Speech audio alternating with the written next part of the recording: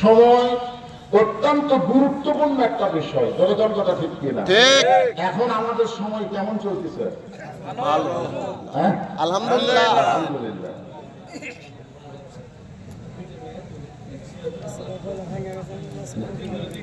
তিনজন মেয়ে, এরা আবার মনে করবি যে আমাকে টাকা গেল কেনা, বুঝলেন? জবাইদা, সিরাজুল, আর একটার নাম হলো বেনামি। যাই হোক, তিনটা মেয়ে 1500 টাকা তিনটা কোরআন শরীফ দান করছে। তাহলে আসর শব্দের অর্থ মানে কি? সময়। সময় ধরে কোন কি? সময়। সময়ের শপথ করে আল্লাহ বলতেছেন ইন্নাল ইনসানা লাফি খুসর, নিশ্চয়ই মানুষগুলো ক্ষতির ভিতরে। আমরা কি মানুষ? ধরে কোন আমরা কি? এই কোরআনে আল্লাহ বলেছেন ওমা খালাকতুল জিন্না ওয়াল ইনসা ইল্লা লিয়াবুদুন, জিন এবং ইনসানকে আমি ইবাদতের জন্য সৃষ্টি করেছি। যেখানে আল্লাহ ইবাদতের কথা বললেন সেখানে জিন ইনসান বললেন, আর যেখানে আল্লাহ ক্ষতির কথা বললেন সেখানে শুধু ইনসান বললেন, জিনকে আল্লাহ বাদ দিলেন। এখানে আল্লাহ বলা দরকার ছিল ইন্নাল জিন্না ওয়াল ইনসানা লাফি খুসর, নিশ্চয় জিন এবং ইনসান ক্ষতির ভিতরে। কিন্তু আল্লাহ তাআলা জিনকে মাইনাস করে শুধু মানুষের কথা বললেন। বলার কারণ কি আপনারা জানেন? এজন্য বলেন জানেন? না জানলে বলবেন জানি না। আদর করে মানুষ আল্লাহ বানায়া কেমনে দিবেন ক্ষতির মধ্যে ফেলিয়া। আল্লাহ আদর করে আদম আলাইহিস সালামকে তৈরি করছিলেন, ঠিক কিনা বলেন? ইনসান মানে কি? মানুষ। মানুষ মানুষ এটা উভয় লিঙ্গ, মানে পুরুষও আছে নারীও আছে, আছে না নাই? এক জায়গাতে আমি বললাম হুজুর, এক জায়গায় এক লোক দাঁড়িয়ে বলতে হুজুর পুরুষ এবং নারী মানুষ, তাহলে হিজড়া এরা কি? এরাও তো মানুষ। তো তাহলে আপনি খালি পুরুষ আর নারীর ওয়াজ করেন, হিজড়ার ওয়াজ বাদ দেন। আপনারা বলেন তো হিজড়ারা কি মানুষ না? মানুষ। আমাকে একজন প্রশ্ন করলো হুজুর, পুরুষ মানুষ মারা গেলে আমরা 3 কাপড় দেই, মেয়ে মানুষ মারা গেলে আমরা 5 কাপড় দেই, কিন্তু হিজড়া মরলে কয় কাপড়? আমি খোঁজ করে দেখলাম যে আমার এলাকার কোনো হিজড়া মরি, এখন না মরলে কয় কাপড় আমি কেমনে জানবো? বন্ধ। আচ্ছা, আপনাদের বাঘ মারার কোন হিজড়া মরছে? তার মানে হিজড়াই নাই আছে। আচ্ছা ঠিক আছে, হিজড়া বাদ দিলাম। যদি থাকে তাহলে তাদেরকে কয় কাপড় দিয়ে কবর দেওয়া হবে সেটাও কোরআন হাদিস থেকে আমি আপনাদের শোনাবো। তবে একটু শোনেন, মানুষকে আল্লাহ বড় আদর করে তৈরি করেছেন, এই কারণে বললেন মানুষগুলো ক্ষতির ভিতরে বলার পরেই আল্লাহ বললেন ইল্লাল্লাযীনা আমানু ওয়া আমিলুস সালিহাতি ওয়া তাওয়াসাউ বিল হক ওয়া তাওয়াসাউ বিস সবর। 7টি বিষয় যদি মানুষের ভিতরে থাকে, 7টা করে বলেন কয়টা? তাহলে তারা ক্ষতির মধ্যে, ইল্লা দিয়ে আল্লাহ ইস্তিসনা করে বাদ দিলেন, তারা ক্ষতির মধ্যে পড়বে না। 1 নম্বর হলো ঈমান। জোরে বলে 1 নম্বর কি? ঈমান যদি না থাকে আপনি যত ভালো আমল করেন আপনি কোনোদিন জান্নাতি হতে পারবেন না। যেমন নবীর চাচা আবু তালেব অত্যন্ত ভালো মানুষ ছিলেন, কিন্তু ঈমান না থাকার কারণে আল্লাহ তাকে জাহান্নাম দিবে। বাদশাহ নওশেরওয়ান অত্যন্ত ভালো বাদশা ছিলেন, কিন্তু বেঈমান হওয়ার কারণে আল্লাহ তাকে জাহান্নাম দিবেন।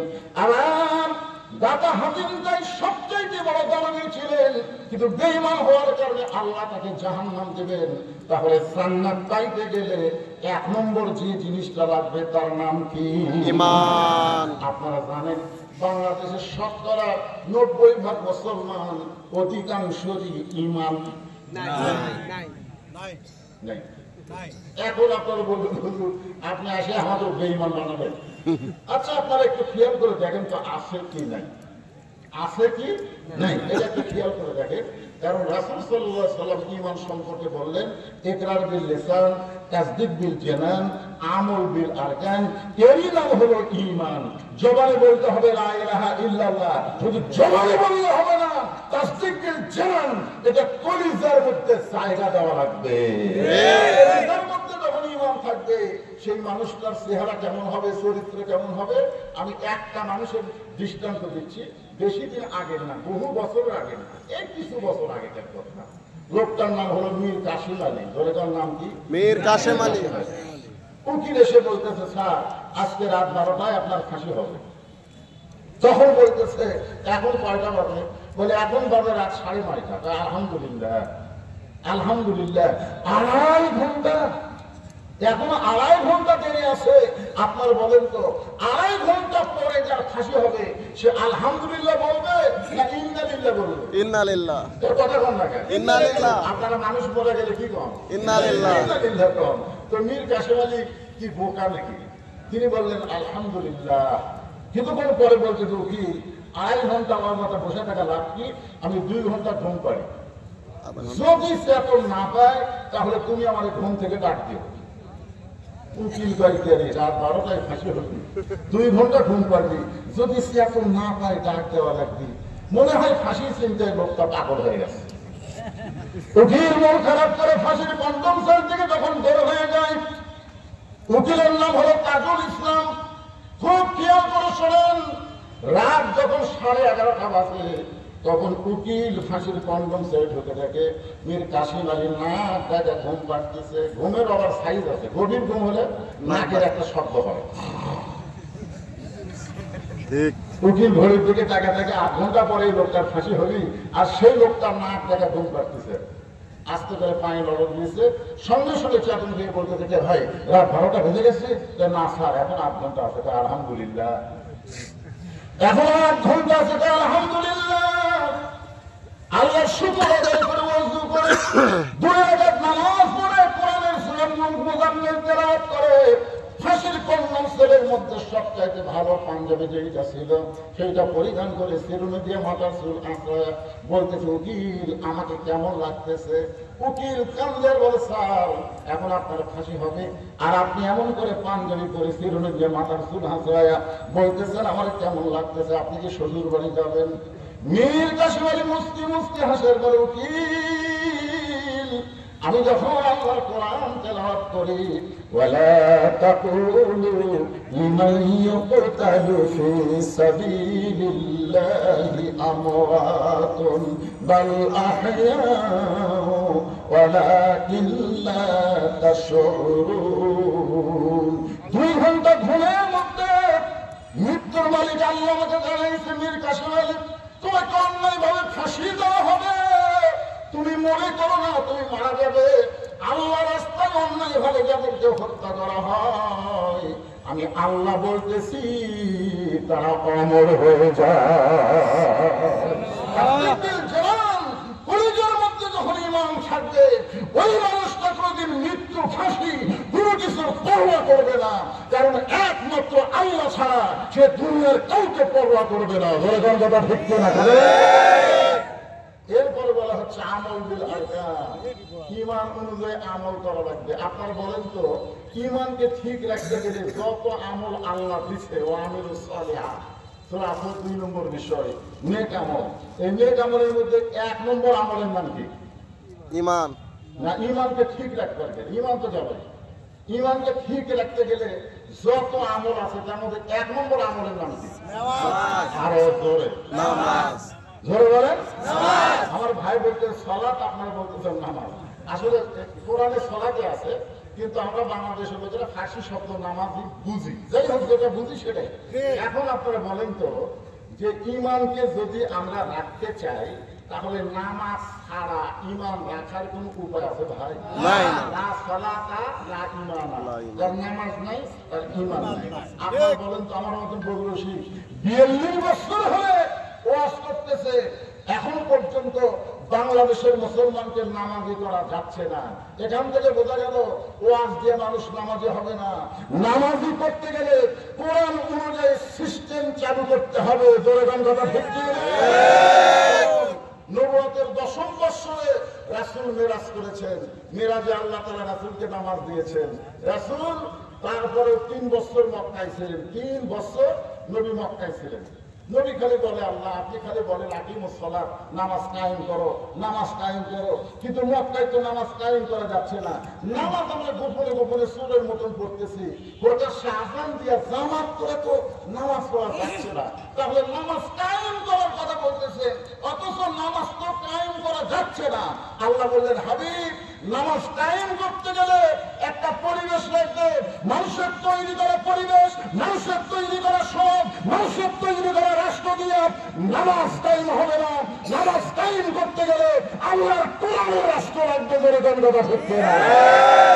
এই জন্য আল্লাহ বলেছে আল্লাযীনা ইম্মাক্কান্নাহুম ফিল আরদ, মুসলমানের মধ্যে কাউকে যখন ক্ষমতার চেয়ার দেওয়া হবে, তার এক নম্বর দায়িত্ব হলো পদ্মা সেতু নির্মাণ করা, এক নম্বর দায়িত্ব হলো বাল্য বিবাহ বন্ধ করা, এক নম্বর দায়িত্ব হলো মাদক মুক্ত বাংলাদেশ করা।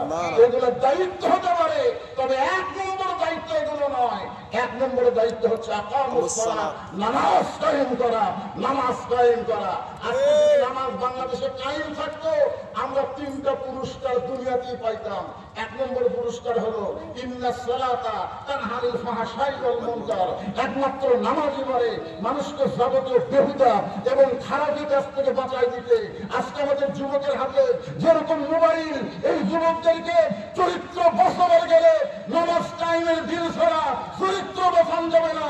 কারণ যুবকেরা যদি 5 ওয়াক্ত নামাজে হয়, যখন খারাপ কিছু দেখতে যাবে তখন তার ঈমান বলবে কেউ না দেখলেও আল্লাহ দেখতেছে, যেরকম কথা ঠিক না। কারণ নামাজই পারে মানুষকে যাবতীয় বেহুদা খারাপের কাছ থেকে হেফাজত করতে। 2 নম্বর পুরস্কার হলো আপনারা পড়েন, আর আল্লাহ বলতেছেন ফালিয়াবুদু রাব্ব হাযাল বাইত, এই ঘরের মালিকের তোমরা ইবাদত করো, গোলামি করো। আল্লাযী আত'আমাহুম মিন জু'ইন ওয়া আমানাহুম মিন খাউফ। তাহলে সঙ্গে সঙ্গে 2টা পুরস্কার পাবে। 1 নম্বর পুরস্কার হলো তোমাদের রিজকের কোনো পেরেশানি থাকবে না। তোমরা কখনো চিন্তা করবে না ভারত পেঁয়াজ না দিলে, ভারত চিনি না দিলে, ভারত আলু না দিলে আমাকে রিজক বন্ধ হবে, এই চিন্তা তোমাদের কলিজায় থাকবে না। তোমরা চিন্তা করবা আমেরিকা ভারত না, আমাদের রিজক দাতা একমাত্র আল্লাহ, বলে কথা ঠিক না।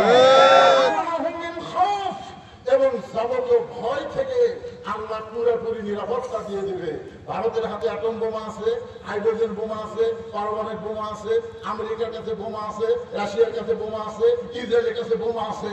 এই বোমা কিছুই করতে পারবে না। যদি মুসলমান নামাজ কায়েমকারী হয়, তাহলে ওই বোমা কিছুই করতে পারবে না। যেমন করতে পারেনি আমাদের জাতির পিতা ইব্রাহিমের জন্য আগুনের চুলা শান্তির বাগান আল্লাহ করে দিয়েছে, মুসা নবীর জন্য আল্লাহ সাগরকে রাস্তা বানায় দিয়েছে, আমাদের মুসলমানের জন্য ওদের বোমা আল্লাহ মিষ্টি ভাঙ্গি তরমুজ বানিয়ে দিবে। জোরে গন্ধটা খুব খেয়াল করেন। 1 নম্বর আমল হচ্ছে নামাজ। পুরুষের জন্য 1 নম্বর হলো নামাজ। কিন্তু ওই যে 5 দ্বার অন্তরের যারা আছে এদের জন্য কিন্তু 1 নম্বর নামাজ না। কারণ মেয়েরা যদি পর্দা না করে, এরা যতই ইবাদত করুক, একটা ইবাদত আল্লাহ কবুল করবে। তাহলে পুরুষের জন্য 1 নম্বর ধরে বলেন, নারীদের জন্য 1 নম্বর আমলের নাম কি? আরো জোরে বলো। আল্লাহ রাসূল ফাতেমার হাত ধরে বললেন, ফাতেমা তোমার কি কখনো মনে হয় তোমার বাবা বিশ্ব নবী বলে আল্লাহ তোমাকে জান্নাত দেবে? ফাতেমা বলতেছে, বাবা সব সময় আমার মনে হয় যে আমার বাবা বিশ্ব নবী, আর বিশ্ব নবীর মেয়ে হওয়ার খাতিরে আল্লাহ আমাকে জান্নাত দিবে। রাসূল বলে, ফাতেমা তুমি বড় ভুল বুঝেছো। বিশ্ব নবীর মেয়ে হওয়ার কারণে আল্লাহ তোমাকে জান্নাত দিবে না। জান্নাতে যদি যাবার চাও, জান্নাতের আমল করে তোমাকে জান্নাতে যেতে হবে। ফাতেমা বললেন, বাবা মেয়েদের জন্য জান্নাতে যাওয়ার আমল কি? রাসূল 4টা আমলের কথা বললেন। ধরে কোন কয়টা? 4টা। 1 নম্বর হলো নামাজ পড়বা দৈনিক 5 বার। 24 ঘন্টার মধ্যে কয়বার? 5 বার। এই খেয়াল করেন, 24 ঘন্টায় নামাজ পড়া লাগবে না, 5 বার। আর বছরে 1 মাস রোজা রাখা লাগবে।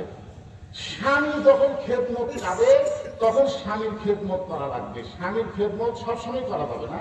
স্বামী যদি খেদমত চায়, তাহলে খেদমত করা লাগবে। কারণ অতি ভক্তি চোরের লক্ষণ।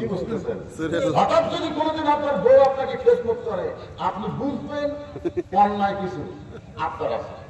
হঠাৎ হঠাৎ এসে আপনার বউ কারেন্টের ফ্যান বন্ধ করে দিয়ে কান পাখাতে বাতাস করতেছে, আপনি বলতেছেন যে এখন কারেন্ট নাই, কারেন্ট আছে তো তার পাতার বাতাস দেন, ওই বাতাস করতেছে এই কারণে ওই কারেন্ট আমার সঠিক। ওই কারেন্ট যদি আপনার বাতাস দেয় আমি জান্নাতে কেন দেয়? এই জন্য তার পাতার বাতাস করতেছি, কিছুক্ষণ পর বাম হাতে পাকাতে বাতাস করে আর ডান হাতে কবর দিতেছে। আমি তো কেন এত খেদমত করতেছে, তাই আপনার পায়ের তলে আমার জান্নাত। আসলে ঘোরা কথা, স্বামীর পায়ের তলে মেয়েদের জান্নাত। তা মায়েরা শুনছেন, স্বামীর পায়ের তলে বইয়ের জান্নাত, এটা ভুয়া কথা। মায়ের পায়ের তলে সন্তানের জান্নাত, এটা হলো সহি কথা। জনগণ কথা ঠিক, মায়ের পায়ের তলে কোন পুরুষ মানুষের পায়ের তলে জান্নাত নাই। জান্নাত আছে নারীদের পায়ের তলে, সেই নারী যদি মা হয়, মায়ের মতন মা হয়। খালি মা হলে হলি না, মায়ের মতন মা হওয়া লাগে। জনগণ কথা ঠিক কিনা? একটু মনোযোগ দিয়ে শুনুন। আল্লাহ নবী বললেন আমি যখন খেদমত যাবে তখন আলীর খেদমত করবে, তবে ইচ্ছা করে খেদমত করতে যাবে না। খেদমত চাইলে খেদমত করা লাগবে। তাহলে স্বামী খেদমত চাইলে করা লাগবে, ওয়াদাটা খেদমত করা যাবে না। ওয়াদাটা করলেই বুঝবেন এর মধ্যে মাথা টিকতেছে, কিছুক্ষণ পর কাঁদতেছে। স্বামীকে কেন কান্দো কেন? এমনি স্বামীকে মাথাতে বাতাস করে, কপাল টিপে আর কান্দো। কি জন্য কান্দো? এমনি কেন? স্বামী তুমি আমাকে এত ভালোবাসো, আমি এমনি কান্দো কেন? কি জন্য কান্দো বলো? তখন বলতেছে আপনি কি বিশ্বাস করবেন? স্বামী বলতেছে বিশ্বাস করবো না কেন? বলে আপনি যখন বাইরে যান আপনার বুড়া বাপ আর বুড়ি মা আমার কলিজা চলে আসে। এই কয়ার বাতাস করে, এই কয়ার বাতাস করে। আপনি যখন বাইরে যান, চাকরি যান, বাজারে যান, ব্যবসা করতে যান, আপনার বুড়া বাপ আর বুড়ি মা আমার কলিজা চলে গেছে। এই বুড়া বুড়ির সাথে যদি আপনি থাকেন তাহলে আল্লাহ রাস্তায় আমার বাপের বাড়ি পেরে দেবেন। আর আমার সাথে যদি শান্তির সংসার করবে ওই বুড়া বুড়ির বাদ দেওয়া লাগবে, কমা আলাই না ইল্লাহ তাআলা। মানে আমার যে দায়িত্ব ছিল আমি এখন আপনাকে বলে দিলাম, আপনি এখন কি আমল করবেন চিন্তা করেন। তখন স্বামী চিন্তা করতেছে যে বউ আমার বাপ মা বাদ দিলে আমার সাথে শান্তির সংসার করবে, আর বাপ মায়ের সাথে যদি আমি থাকি তাহলে বউ আমার বাপের বাড়িতে যাবে, আমি কি আমল করব? এমন সময় সূরা মুলকের 2 নম্বর আয়াত সামনে এসে বলতেছে আল্লাযী খালাকাল মাউতা ওয়াল হায়াতা লিয়াবলুয়াকুম আইয়ুকুম আহসানু আমালা। তোমাদেরকে পরীক্ষা করা হবে সুন্দর আমল। তোমার সুন্দর আমল বউয়ের কথা শোনা, না বাপ মাকে ভক্তি করা। ওয়াকাদা রাব্বুকা আল্লা তা'বুদু ইল্লা ইয়্যাহু ওয়া বিল ওয়ালিদাইনি ইহসানান। সঙ্গে সঙ্গে স্বামী দাঁড়িয়ে বলতেছে ওঠ ওঠ, পাখার বাতাস করা লাগবে না, আমার কপাল কেবল লাগবে। ওঠ দেখ দাদুর যা আছে মান দেখ, তোর যা আছে সব পান। তুই তোর বাপের বাড়ি যা, 3 তালাকের ভোগ করে তুই তোর বাপের ওপর যা। দরকার হলে তুই সকালে মরবি, বিকেলে বিয়ে করবি, তোর ছেড়ে দেবো, ভয় অভাব নাই। কিন্তু বাপ মা যদি মারা যায় কিয়ামত পর্যন্ত কাঁদলে বাপ মা পাওয়া যাবে না। এই জন্য রাসূল বললেন ফাতেমা, স্বামী যখন খেদমত চাই তখন স্বামীর খেদমত করবে, স্বামীর কথা মতো চলবে। আর 4 নম্বর হলো পর্দা। এ পর্দার কোনো সময় নাই, পর্দা সব সময় করা লাগবে। আমার মায়েরা যারা আছেন একটু খেয়াল করেন। সঙ্গে সঙ্গে ফাতেমা এইরকম একটা ঘোমটা ছিল, ওই ঘোমটাটা মাথার উপর দিয়ে বললেন বাবা আজ থেকে আমি পর্দার মধ্যে ঢুকে গেলাম। ফাতেমা পর্দার মধ্যে ঢুকে গেল, এমন ভাবে পর্দানিশী হয়ে গেল। এক সময় আল্লাহ পাকের পক্ষ থেকে পর্দার কারণে ফাতেমাকে আল্লাহ একটা ডিগ্রি দিয়ে দিলেন, সাইয়্যিদাতুন নিসা আহলেল জান্নাহ, খাতুনে জান্নাত ফাতেমা। ফাতেমা হবে জান্নাতি নারীদের সর্দার। করে দেন সুবহানাল্লাহ। রাসূল বললেন ফাতেমা আল্লাহ তোমার পর্দাকে কবুল করে তোমাকে নারীদের জন্য জান্নাতীদের সর্দারিনী বানাবে। সুবহানাল্লাহ। ফাতেমা সেই খুশি। রাসূল বললেন ফাতেমা আল্লাহ তোমাকে নারীদের জন্য জান্নাতের সর্দারিনী নেত্রী বানাইছে, এটা ঠিক, কিন্তু তুমি শুনলে মনে হয় ব্যাপার হবে। ফাতেমা বলতেছে বাবা কোন আল্লাহ আমাকে নারীদের নেত্রী বানাচ্ছে জান্নাতে, এটা শুনে তো আমি খুব খুশি, এখানে ব্যাপারে কি আছে? রাসূল বললেন আল্লাহ তোমাকে জান্নাতে নারীদের নেত্রী বানালে কি হবে? আল্লাহ তোমার আগে একজন মেয়েকে জান্নাত দিবে। যেই বলেছে আল্লাহ তোমার আগে একজন মেয়েকে জান্নাত দিবে, সঙ্গে সঙ্গে ফাতেমা মুখ কালো করে বলতেছে এইটা কেমন কথা? ওই মেয়েটা কে? ওই মেয়েটা কি আমল করছে যে আমার আগে জান্নাতে যাবে? আসলে পুরুষের মধ্যে যখন আল্লাহ রাসূল বললেন আবু বকর 1 নম্বর, ওমর 2 নম্বর, ওসমান 3 নম্বর, আলী 4 নম্বর, আব্দুর রহমান ইবনে আওফ 5 নম্বর, এরকম নম্বর দিয়ে 10 নম্বর যখন বললেন আশারে মুবাশশারা, একটা সাহাবী কিন্তু বেদার হয়নি। কোনদিন ওমর ফারুক বলেনি যে আমাকে 2 নম্বর কেন দিলেন, আবু বকর কেন 1 নম্বর হলো, আলী কখনো বলেনি আমাকে 4 নম্বর কেন আমি হলাম, ওসমান কেন 3 নম্বর হলো। এ কথা পুরুষেরা বলে না, কারণ পুরুষেরা জান্নাত তাই হলো। ধরে কোন কথা ঠিক কি না? নারীদের মধ্যে দেখেন জান্নাতের সর্দারিনী আছে, তারপরেও মন খারাপ, তার আগে একদম জান্নাতে যাবে। এই জন্য বাংলাদেশে নারী যান আর কোনোদিন প্রধানমন্ত্রী না হয়, কারণ নারীরা প্রধানমন্ত্রী হলেই হিংসা শুরু হবে। ধরে কোন কথা ঠিক কি না? একজন ক্ষমতার থাকবে, আরেকজন অন্যায় অপরাধ না করলেও মিথ্যা তাকে জেলখানা পৌঁছে মারবে। ধরে কোন কথা কথা বল না কেন ভাই? হিংসা এই নারীদের মধ্যে। আমার বড় মেয়ে আমাকে মাছের তরকারি পাক করে খাবার দিয়েছে, আমি খাচ্ছি, মেয়েটা আমার সামনে ঘুরঘুর করে ঘুরতেছে। আমি বুঝতে পারলাম মেয়েটা কিন্তু সুন্দর চায়। তখন আমি বললাম, মা তোমার হাতের পাক এত মধু, আমি এত জায়গায় ওয়াশ করি, এত মাছ খাই, কিন্তু এত সুন্দর হয় না। আমার মেয়েটা সব করে আর এক টুকরা দিল। আমি টাকায় দেখে আমার বউ খালি গাল খুলে বসে আছে। আমি বললাম, কে গো তুমি গাল খুলাইছো কেন? এখন তার মেয়ের বাড়িতে পার হয়ে যান, আপনার মেয়েও পারে, আমি যাই পারি। এখান থেকে বোঝা গেল মেয়ের প্রশংসা করলে মা পর্যন্ত ব্যাপার হয়ে যায়। মেয়েদের মধ্যে এরকম একটা হিংসা আছে না নাই? আল্লাহ রাসূল বললেন, ফাতেমা কোন আমলের কারণে আল্লাহ তোমার আগে তাকে জান্নাত দিবে সেইটা আমি নবী তোমাকে বলবো না, তবে একটা কথা বলবো। ওই যে একটা পাহাড় দেখতেছো, ওই পাহাড়ের সামনে ছোট্ট একটা ঝুপড়ি বাড়ি, ওই বাড়িটা হলো একটা কাঠুরিয়ার বাড়ি। ওই কাঠুরিয়ার বিবি জামিলাকে আল্লাহ তোমার আগে জান্নাত দিবে। ফাতেমা বলে, বাবা ওই সাধারণ কাঠুরিয়ার বউ জামিলা এমন কি আমল করলো যে আমল করার কারণে আমার আগে আল্লাহ জান্নাত দেবে? রাসূল বলে, ফাতেমা যদি জানবার চাও তাহলে তোমাকে তদন্ত করে জানতে হবে। ওয়া আমিলুস সালিহাত, সূরা আসলে 2 নম্বর বিষয়ের উপরে আমি কথা বলতেছি। পুরুষের জন্য 1 নম্বর হলো নামাজ, আর নারীদের জন্য 1 নম্বর হলো পর্দা। বলে বলেন নাম কি? পর্দা। এখন ফাতেমা পরের দিন আসরের নামাজের পরে চুপি চুপি পর্দা চুপি চুপি ওই কাঠুরার বউ জামিলার ঘরের দরজায় গিয়ে হাজির। দরজায় গিয়ে ডাক দেয়, ও জামিলা, আমি নবীর মেয়ে ফাতেমা তোমার দরজায়, মেহেরবানি করে একটু দরজা খোলো। জামিলা দরজার কাছে কান্না শুরু করেছে। ফাতেমা বলতেছে, জামিলা কান্দো কেন? বলে, কান্দার কারণ হলো আমার সারা জীবনের সাধনা একটা বার শুধু নবীর মেয়ে ফাতেমাকে আমি দেখতে চাই। ফাতেমা বললেন, দরজা খুললেই তো আমার সঙ্গে তোমার দেখা হবে, তাহলে কান্দার কারণ কি? দরজা খোলো। জামিলা বলতেছে, দরজা কেমনে খুলবো? আমার স্বামী কাঠুরিয়া কাঠ বিক্রি করতে গেছে বাজারে, আমার স্বামী এখন বাড়িতে নাই, আর স্বামীর হুকুম ছাড়া ফাতেমার জন্য দরজা খুলতে আমি ভয় পাই। আমার মায়ের একটু মনোযোগ দিয়ে শোনেন, একটু মনোযোগ দিয়ে শোনেন। আল্লাহ রাসূল কেন বললেন, ফাতেমা আল্লাহর বলে কাউকে যদি সেজদা দেওয়ার হুকুম থাকতো তাহলে প্রত্যেকটা বউকে বলতাম স্বামীর পায়ে সেজদা করো, আল্লাহ ছাড়া অন্য কাউকে সেজদা দেওয়া যাবে না। এ কারণে রাসূল বললেন যে স্বামীর পায়ে সেজদা করা যাবে না। কিন্তু এই কথা যে রাসূল বুঝাইলেন, আল্লাহর পরে মেয়ে মানুষের কাছে সবচাইতে দামি ওই মহান ব্যক্তি হলো তার স্বামী। বলে বলেন নাম কি? মেহেরবানি করে আপনি আজকের মতো ফেরত যান।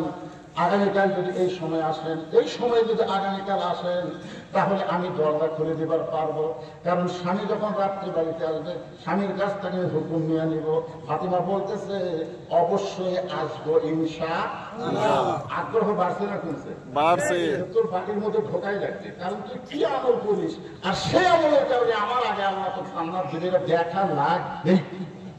ফাতেমার আগ্রহ আরো বেড়ে গেছে, চলে গেছে ঘুরে বাড়িতে। পরদিন আসরের নামাজের পরে ফাতেমা যখন চুপি চুপি জামিলার বাড়ির দিকে রওনা দেয়, এমন সময় পিছন দিক থেকে একটা বাচ্চা ডাকতে বলে, মা গতকাল তুমি কোথায় গেছিলা? মা বিকালবেলা তোমাকে বাড়ি খুঁজে পাই নাই, আজকেও তুমি চোরের মতন কোথায় যাও? আমিও তোমার সঙ্গে যাওয়ার চাই।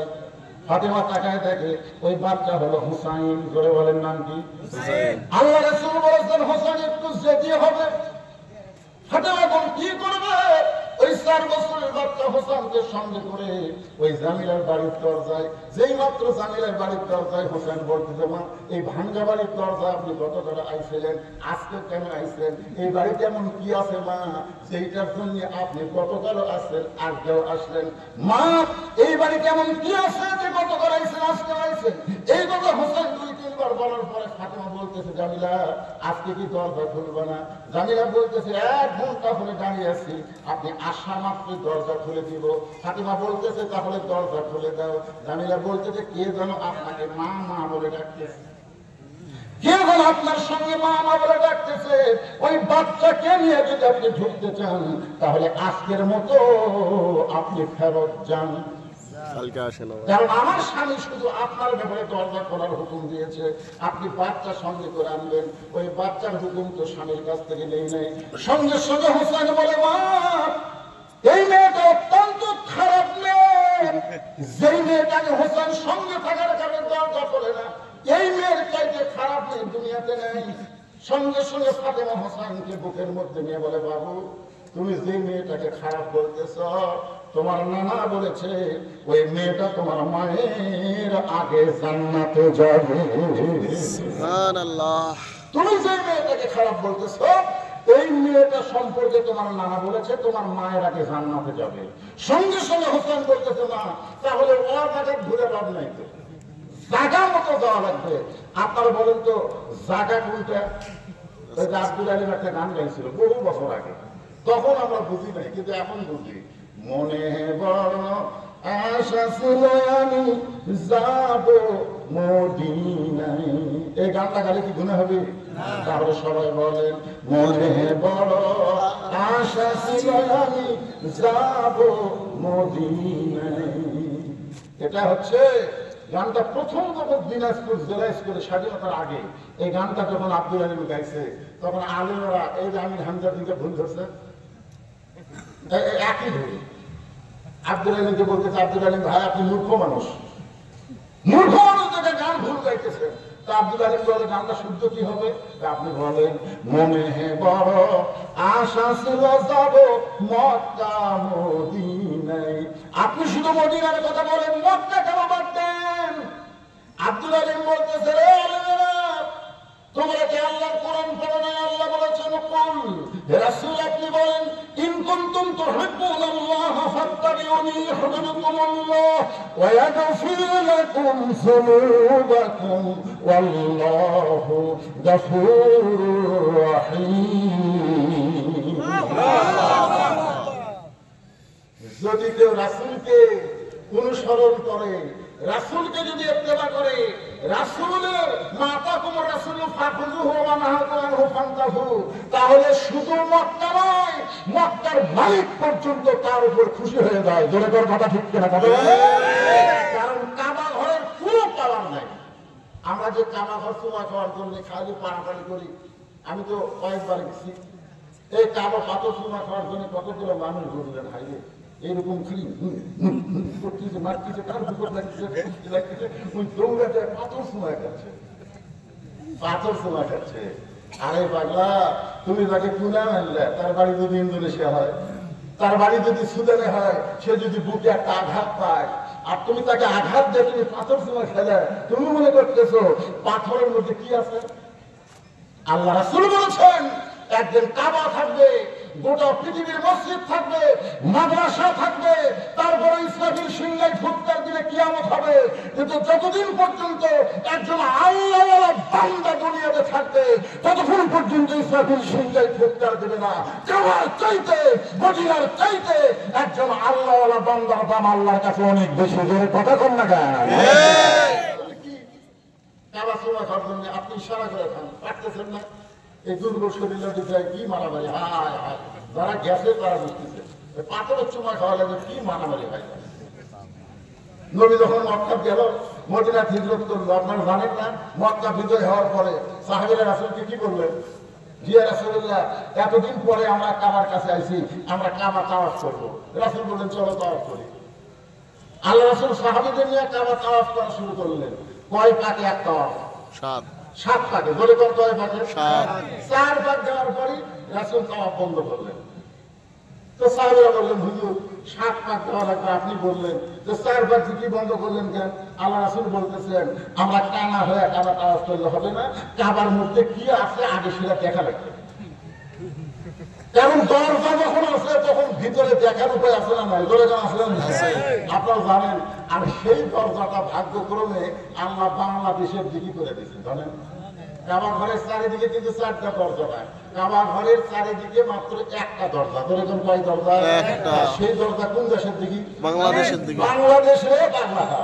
এই জন্য আমি যতবার গেছি মক্কা মদিনায়, বাংলাদেশের মুসলমান যে সুন্দর নামাজ পড়ে অন্য দেশের মুসলমান সেই সুন্দর নামাজ পড়ে না। এরকম নিয়ম বাংলার পরে 2 হাত ছাড়া থাকে কি করতে সে একদম দিচ্ছে তার ঘাড়ের পাওয়া পার হয়ে যাচ্ছে। নামাজ দেখে ভাই আমাদের বাংলাদেশের মুসলমানের নামাজ ভালো হওয়ার কারণ হলো কাবা ঘরের দরজা বাংলাদেশের দিকে। সুবহানাল্লাহ বলেন। নবী কাবা ঘরের দরজা খুললেন, কাবা ঘরের দরজা খোলার পরে বললেন আহ আহ আহ, 3 বার বলে শ্বাসের সুরে বলবে আল্লাহর ঘরের মধ্যে কাফেরেরা 360টা মূর্তি ঢুকেছে। ধরে কোন কয়টা? 360। দেখছেন কাবা ঘরের মধ্যে মূর্তি ঢুকেছে। তখন ওমর ফারুক বললেন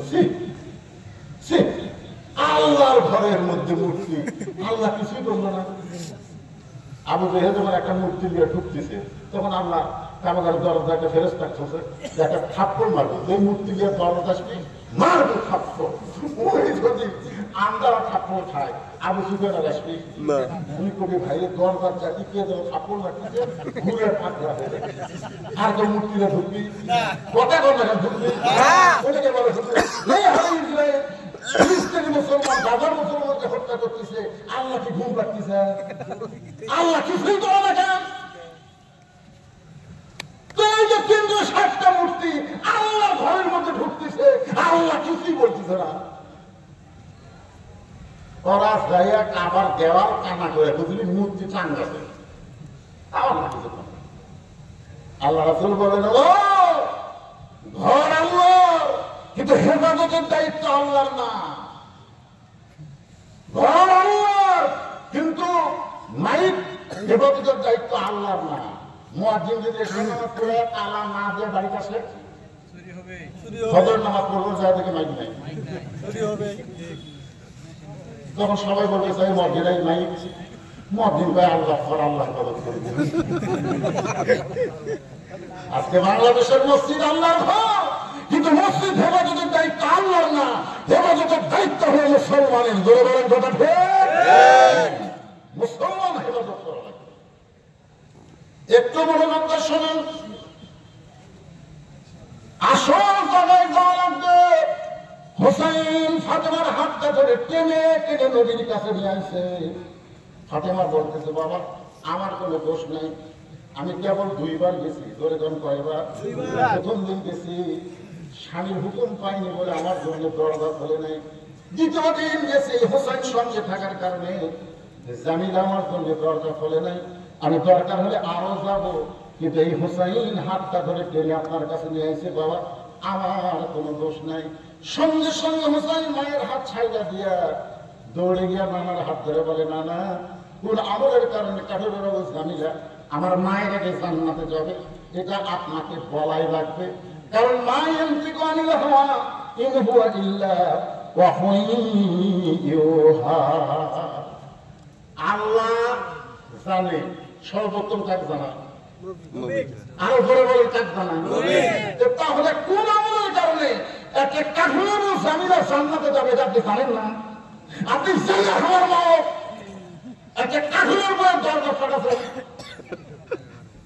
যতক্ষণ পর্যন্ত কোন আমলের কারণে কাঠের বউ জান্নাতে আগে যাবে এটা না বলবেন ততক্ষণ আপনার হাত আমি ছাড়বো না। এমন ভাবে নানার হাত ধরছে, তখন নবী ডাক দিয়ে চালিয়ে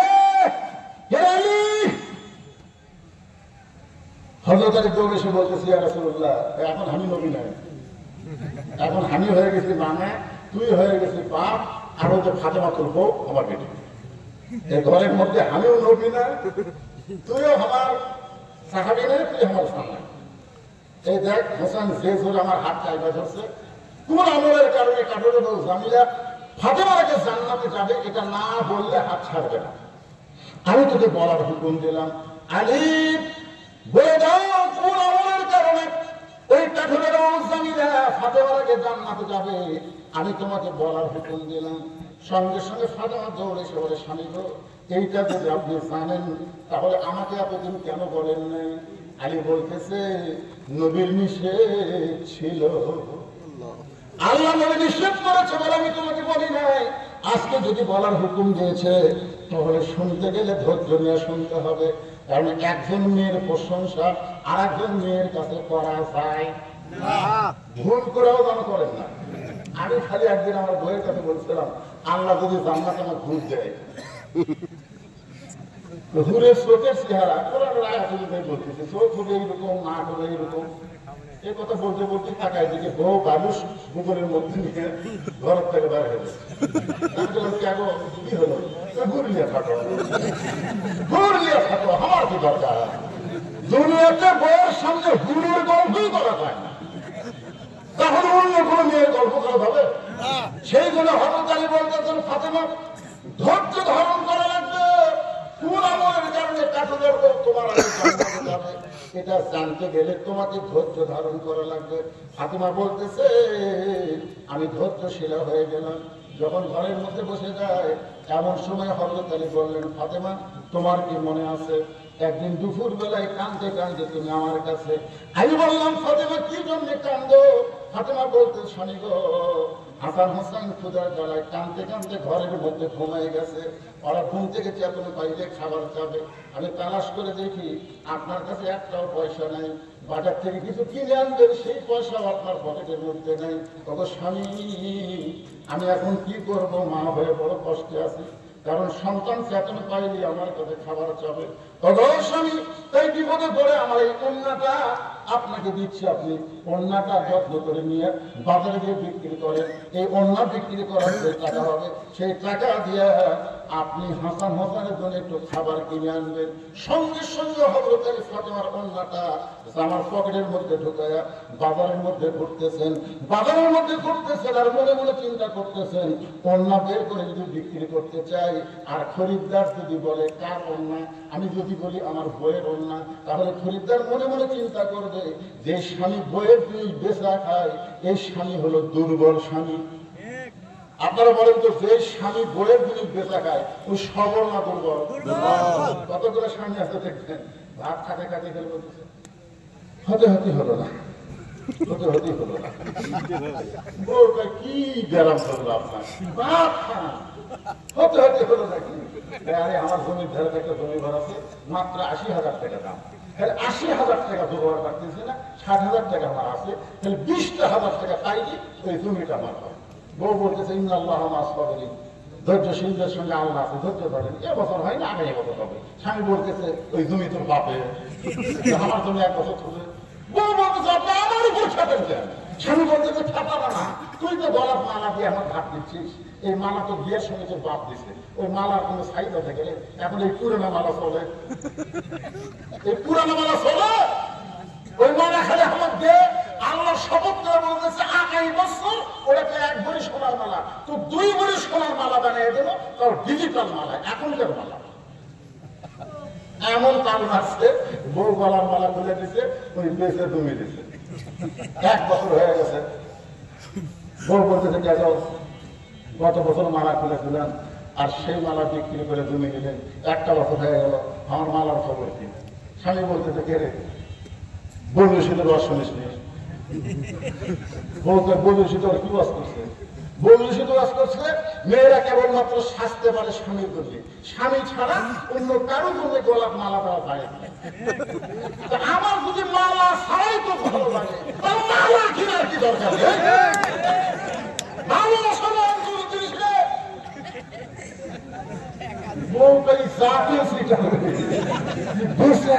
এখন এমন ফতুয়া মারতেছে, বন্ধু শুধু বাস শুনে। এইরকম কিছু স্বামী আছে না নাই? দরকার আছে না নাই? হযরত আলী পকেটের মধ্যে অন্যটা চিন্তা করে বের করে বিক্রি করতে গেলে যদি খরিদ্দার জিজ্ঞাসা করে আপনি পুরুষ মানুষ মেয়েদের ওড়না বিক্রি করতেছেন, এই ওড়নাটা কার ওড়না? আমি যদি বলি ফাতেমার ওড়না, তাহলে বলবে স্বামী হয়ে বইয়ের দিকে তাকায়, স্বামী হলো দুর্বল স্বামী। হযরত আলী পকেটের মধ্যে ওড়না নিয়ে বাজারের মধ্যে ঘুরতেছে, কিন্তু পকেট থেকে ওড়না বের করতে পারার সাহস পাচ্ছে না। এমন সময় এক খরিদ্দার এসে সালাম দিয়ে বলে, আলী ভাই আপনি মনে হয় কিছু বিক্রি করবেন, আপনি মনে হয় কিছু বিক্রি করবেন। আলী চমকে গেছে, আমি বিক্রি করব এইটা দুনিয়ার কেউ জানে না, আল্লাহ জানে, আর আমি জানি। আর এই খরিদ্দার বলতেছে আপনি মনে হয় কিছু বিক্রি করবেন। সঙ্গে সঙ্গে তাকায় দেখে ওই খরিদ্দার একটা ব্যাগ মুখটা ফাঁক করে আলীর সামনে ধরেছে। আলীর পকেট থেকে ওড়নাটা বের করে ওই ব্যাগের মধ্যে ঢুকায় দেয়। খরিদ্দার একটা ভালো ব্যাগের দিকে তাকায় নেই, ব্যাগের মুখটা ধরে হযরত আলীর হাতে 6টা দিরহাম দিয়া খরিদ্দার কোথায় যেন চলে যায়। হযরত আলী 6টা দিরহাম নিয়ে এক দৌড়ে দোকানদারের কাছে গিয়ে বলে, দোকানদার ভাই এই 6টা দিরহামের যতটুকু খাবার হয় সে খাবারটুকু তাড়াতাড়ি আমাকে টুকরা করে দাও। আমার হাসান হোসেন না খায় ঘুম পাড়তেছে, ঘুম থেকে চেতন পাই যারা খাওয়ার বলে কান্নাকাটি করবে। দোকানদার তাড়াতাড়ি করে 6 দিরহামের যখন টুকরা করে হযরত আলীর হাতে দিবে, এমন সময় একজন ফকির এসে আলীর সামনে কান্দের বলে, আলী রে আজকে 3 দিন হলে আমার বাড়িতে কোনো খাবার নাই, মেহেরবানি করে একটু আল্লাহর রাস্তায় দান করো। আলী মনে মনে চিন্তা করে, যদি 6টা দিরহামের খাবার কিনতেছি, এমন সময় ফকির আমার কাছে আসতেছে, আমি যদি ফকিরকে বলি মাফ করো, তাহলে আল্লাহর কোরআনের অবমাননা হয়ে যায়। আল্লাহ বলেছেন আম্মা সাইলা ফালা তানহার, ফকিরকে খেদায় দেওয়া চলবে না, ফকিরকে চুর করা যাবে না। হযরত আলী মনে মনে চিন্তা করেন, 6টা দিরহামের মধ্যে 1টা দিরহাম আমি ফকিরকে দেব, আর 5টা দিরহাম নিয়ে হাসান হোসেনের খাবার নিয়ে যাব। এই মনে করে 1টা দিরহাম যখন ফকিরকে দেবার চাই, এমন সময় আল্লাহর কোরআন হযরত আলীর সামনে এসে বলতেছে, ওমা তুনফিকু মিন শাইইন ফি সাবিলিল্লাহি ওয়াফা ইলাইকুম ওয়া আনতুম লা তুযলামুন।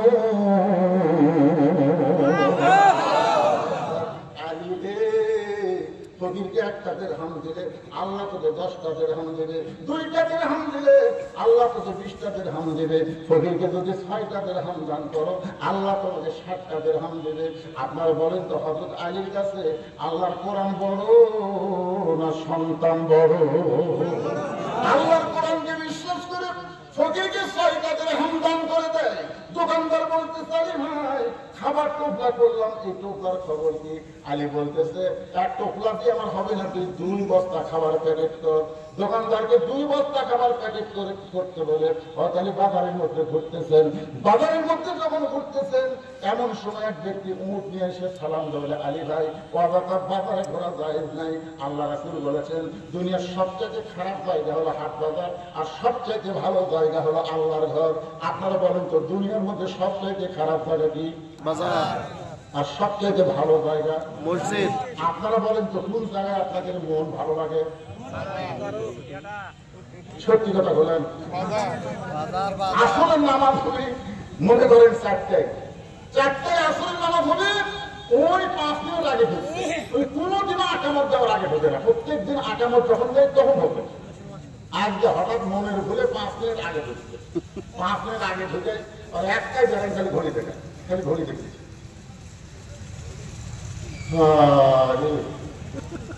আরো বলতে ভাই 6 মিনিট হবে, এখনো 4 মিনিট, ঘড়ি লড়তেছে না রে, ঘড়ি লড়তেছে। 5 মিনিটের মধ্যে 10 বার ঘড়ি দেখছে আর বলতে কার ঘড়ি লড়তেছে না। ওই লোকটা মসজিদ থেকে বের হয়ে চাষ করে ঘন্টার পর ঘন্টা আড্ডা ঘড়ি মারতেছে। এবার ফটো কেউ ফিরে কত তোলে নাই, এবং চাষ করে যায় খালি গল্প।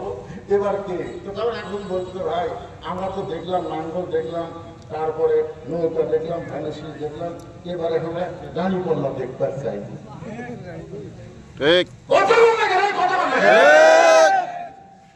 প্রত্যেকটা চাষ করে আপনারা মনে করতেছে আগের দিন কাজে খাচ্ছে, আগের দিন আর নাই, মানুষ অনেক চালাক হয়ে গেছে। যেরকম কথা ঠিক কিনা? মানুষ বোঝে যা করে আল্লাহ ভোট দিবে পাল্লায়, যেরকম কথা ঠিক মনে হচ্ছে ওই দিন আরো আছে নাকি ডাকসু আর চাকসু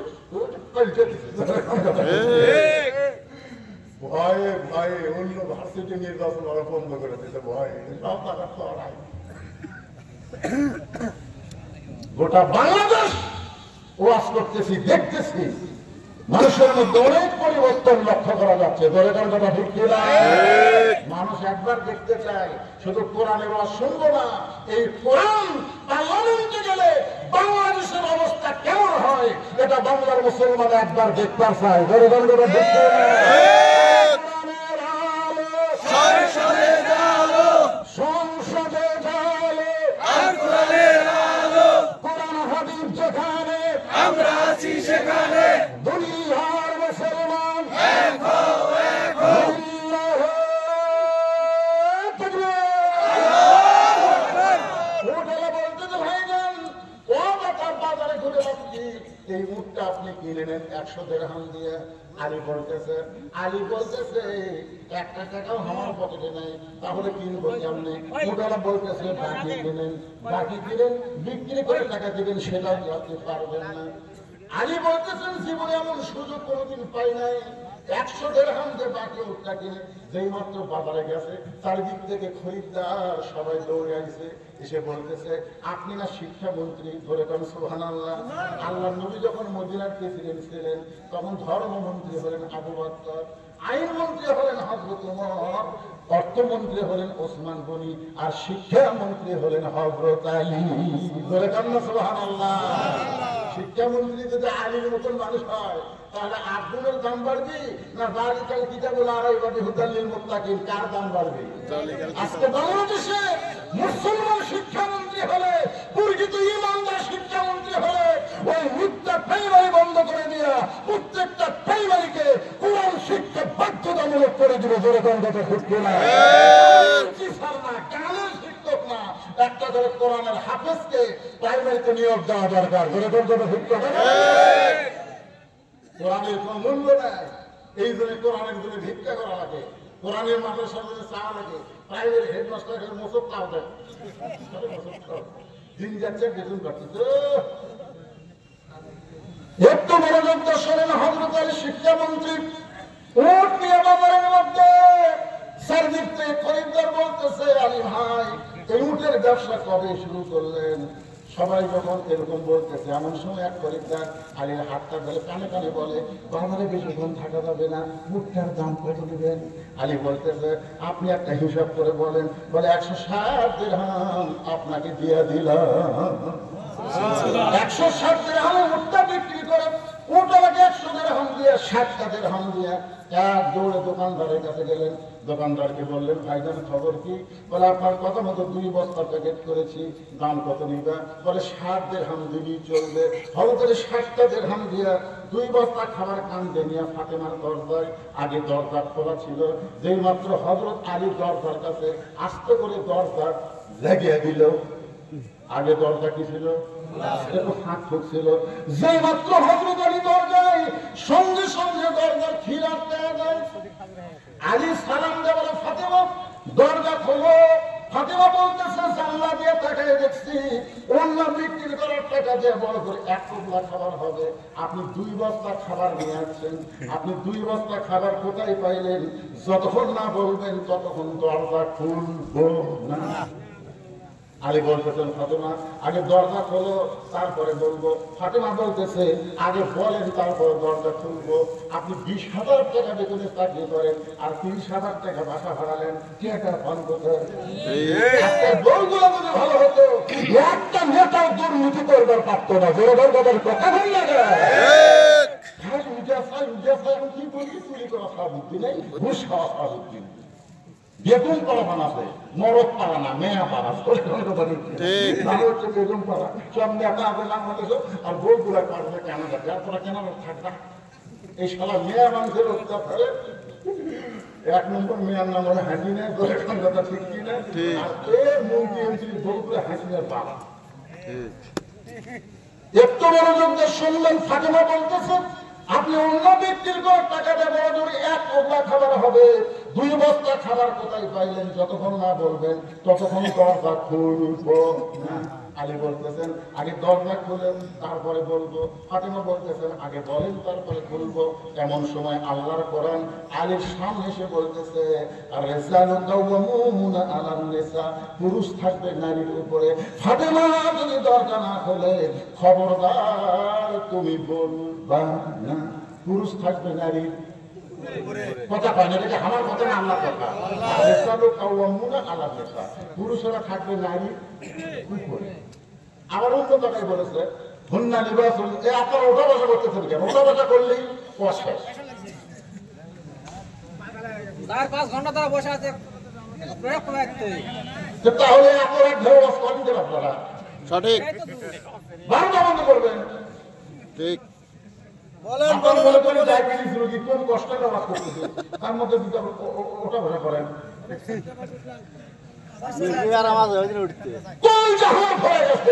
এত রাত ভোরের দিকে তাকায় দেখি রাত 4টা বাজতেছে, তাও মানুষ বসে আছে খাবারের মতো।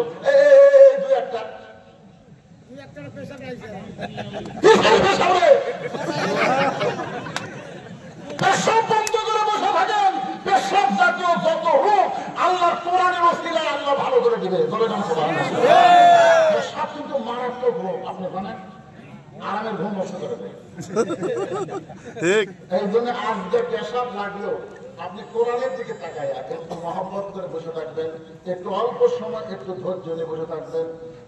হযরত আলীকে আল্লাহর কোরআন বলতেছে আর-রিজালু কাওয়ামুনা আলান নিসা, পুরুষরা নারীদের উপরে থাকবে। ফাতেমা যতক্ষণ দরজা না খুলবে তুমি ততক্ষণ বলবে না। ফাতেমা দরজা খোলে না, এবং আলী 2 বস্তা কান্দে করে রাগ করে চলে গেছে আল্লাহর নবীর দরবারে। আল্লাহ নবীর দরবারে নবী খুশি হয়ে গেছে আলীকে সালাম দিয়ে আলীর কপালে একটা চুমা খায়, নিজের হাতে 2 বস্তা কান্দর থেকে নেমে নেই। আল্লাহ রাসূল বলে আলী তোমার সালাম দিলাম, তোমার কপালে চুমা খাইলাম, তোমার কান থেকে 2 বস্তা নামাই নিলাম, এরপরে তোমার মুখ গোমরা কেন? তোমার মুখটা গোমরা কেন? বলে হুজুর আপনি এত ভালো, কিন্তু আপনার মেয়ে ভালো না। হুজুর আপনি আসা মাত্র আপনি নিজে উঠে এসে আমার কপালে চুমা দিয়ে আমার কান থেকে 2 বস্তা নামাই নিলেন, আর আপনার মেয়েকে এতবার বললাম কিন্তু ঘরের দরজা খুললো না। রাসূল বলে আলী রে, ফাতেমা যদি দরজা খুলতো তাহলে তুমি কি আমার কাছে আসতে? আলী বলছে না হুজুর, ফাতেমা দরজা খুললে তো আপনার কাছে আসতাম না। রাসূল বলে আলী রে, ফাতেমা দরজা না খুলে আমার কাছে তোমারে পাঠিয়ে দেওয়ার কারণ হলো তুমি কি বলতে পারো আলী কোন খরিদ্দার তোমার কাছ থেকে অন্য কিনেছে? আলী তুমি কি বলতে পারো কোন ফকির তোমার কাছে ভিক্ষা নিয়েছে? আলী তুমি কি বলতে পারো কে তোমার কাছে উট বিক্রি করলো? আলী রে, কে খরিদ্দার হয়ে তোমার কাছ থেকে উট কিনলো? আলী বলতে হুজুর আমি কিছুই জানি না। রাসূল বলে আমি জানি, এই জন্য আমার মেয়ে দরজা না খুলে তোমাকে আমার কাছে পাঠায় দিছে। এই 4টা বিষয় তোমাকে জানতে হবে। আলী যদি জানবার চাও তাহলে বসো, জানবার চাইলে বসো। এখনো তারা খাড়া হয়ে আছে, তারা বুঝতে পারেনি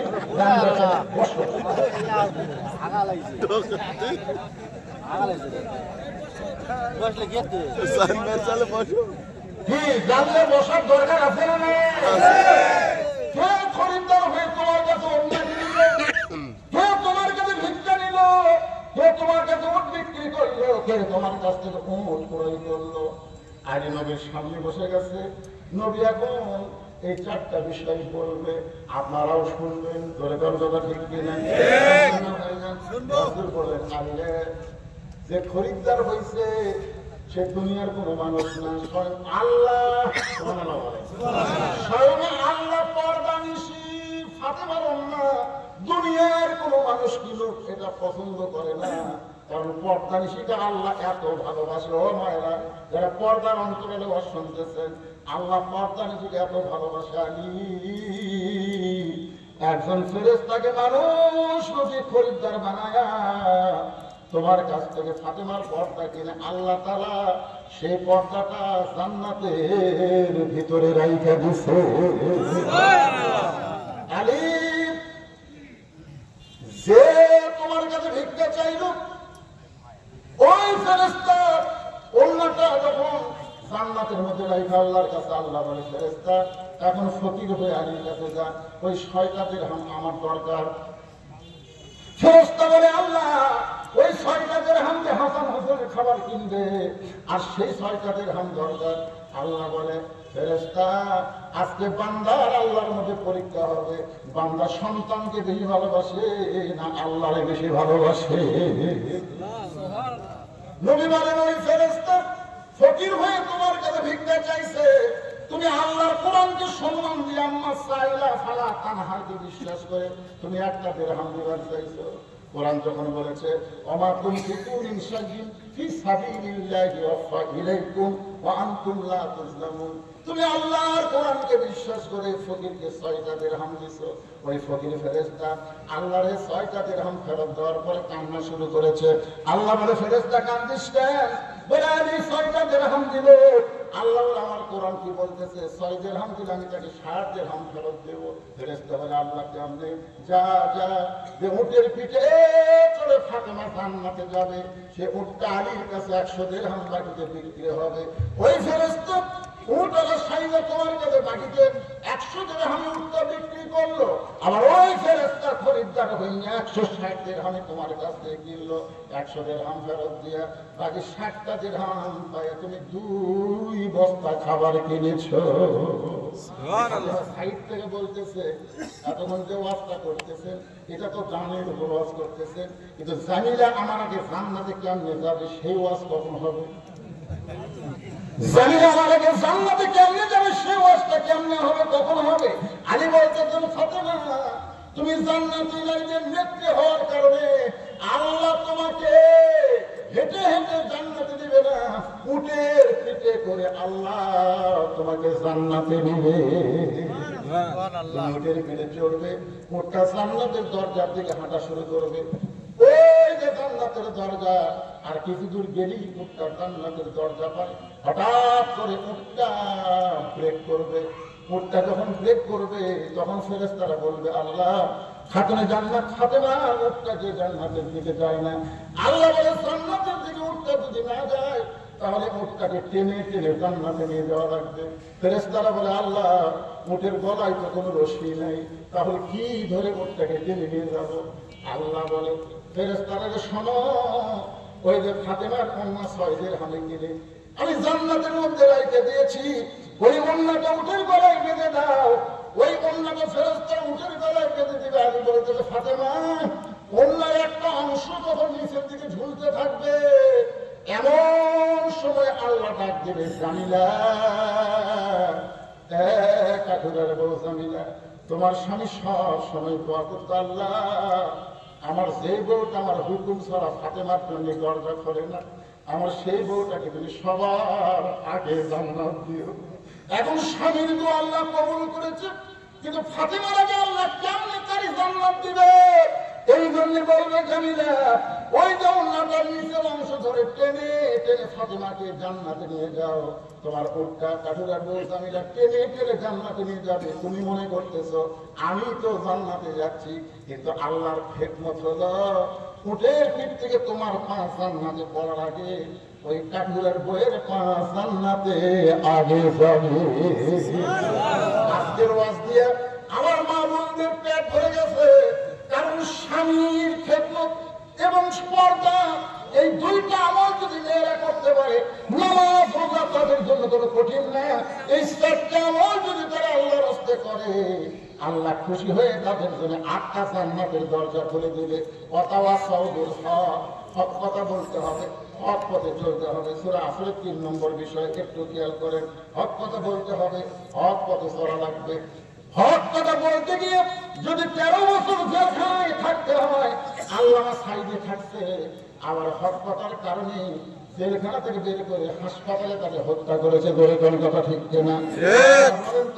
বাংলাদেশের সমস্ত বক্তাবিরা যত হক কথা বলেছে সাইডের ভিতরে একাই তার সাইডে বেশি হক কথা বলেছে, জোরে কোন কথা ঠিক না? হকের দাওয়াত দেওয়া লাগবে। আমরা একজনের নাম শুনেছিলাম মামুনুল হক, জোরে কোন কি হক? মামুনুল হক কথা বলে তখন চিল্লায় কথা বলে, এত হক কথা বলে। কিন্তু কিছুদিন আগে আমরা যখন শুনলাম দরকার হলে বিএনপির সঙ্গে ঐক্যজোট করার দায়িত্বে, তখন আমাদের করবে আগুন ধরে গেল।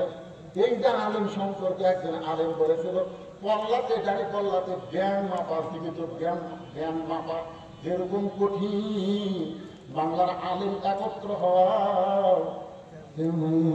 কঠিন। বলতেছে আমার ইসলামের আকিদার দোষ আছে, আমাকে আকিদার দোষ আছে, যাদের সাথে তোরা ভোট করতেছি ওকে তো আকিদাই নাই। আল্লাহরা এটা শীত পাওয়ার লোভে এই রে যাত্রা খারাপ হয়, কি মন খারাপ করতেছে? কথা বলতে হবে, কথা বলতে গেলে নানা রকম বিপদ আপদ মুসিবত আসবে, তখন ধৈর্য ধারণের শিক্ষা দেওয়া লাগবে। ধরে কোন কথা শিখিয়ে না? যে মায়ের কোনোদিন বাচ্চা হয়নি, শেষ কথা শোনেন, যে মায়ের কোনোদিনও বাচ্চা হয়নি এবার প্রথম বাচ্চা হবে, প্রথম বাচ্চা হবে। এখন প্রসব বেদনা মা জানে, বাচ্চা হওয়ার দিনে ওরে বাবা রে সেই ব্যথা শুরু হয়েছে, ওই চিল্লায় বলতে মরে যাবো, বিষ খাবো, গলা করে দেবো, এই জীবন আর রাখবো না। তখন দাদি নানি দৌড়াচ্ছে, আসে আর ঠেলে ঘরের মধ্যে চলছে, কিসের গলা ধরে দেবো, কিসের মরবি, কিসের বিষ খাবি, তোর পায়ের তলে সন্তানের রান্না এমনি এমনি সব জোর করে শোয়া, ঠান্ডা পানির মধ্যে নরম কাপড় চুপড়াইয়া কপালের উপরে কপাল ঘেমে যায়, আর বলে ব্যথা লাগতেছে, বলে ধৈর্য ধর, রাস্তার ধারে তোর বাড়ি, তুই যদি চিল্লি করি তাহলে রাস্তার লোকরা বলবে ওই মেয়েটা বাচ্চা হওয়ার সময় গোটা পাড়ার বানাইছে, ধৈর্য ধর। দাঁতের উপর দাঁত দিয়ে ধৈর্য ধরছে আর ধাইমার ইশারা করছে, মার টান মারছে, বাচ্চা বের হয়ে গেছে। এবার মেয়েটা বেহুশ হয়ে গেছে, প্রসব দেখায় বেহুশ হয়ে গেছে, বাচ্চার গোসল করায়, বাচ্চা তখন মায়ের করে দেয়, মা হুশ করে পায়, বাচ্চাকে হাতে আগায় নিয়ে সুমা খায়। দাদি নানি তিরস্কার করে বলে এই জন্যই গলা ধরে দিবার চাইনি, এই জন্য বিষ খাবার চাইনি, এক ডাক্তি বেড়া ফেলাতে, এক আদর পরিষ্কার। তখন মা বলে দাদি ব্যথার পরে কষ্টের পরে এমন শান্তি হবে কোনোদিন কল্পনা করি নাই। আজকে যারা 15 বছর ব্যথার মধ্যে ছিলেন, জেলের মধ্যে ছিলেন, জুলুমের মধ্যে ছিলেন, এই ব্যথার পরে প্রসব বেদনার পরে সন্তান যেমন পায়, আমরা আগামীতে আল্লাহর কোরআন যখন সংসদে দেখতে পাবো, আমাদের ধৈর্যের পুরস্কার আল্লাহ আমাদের দিয়া দিবে। সকলে যদি কবুল করুন, সকলে বলে আল্লাহুম্মা আমিন। আল্লাহুল্লাযী লা ইলাহা ইল্লা হুয়াল হাইয়ুল কাইয়্যুম ওয়া তুবু ইলাইহি লা হাওলা ওয়া লা কুওয়াতা ইল্লা বিল্লাহিল আলিয়্যিল আযীম।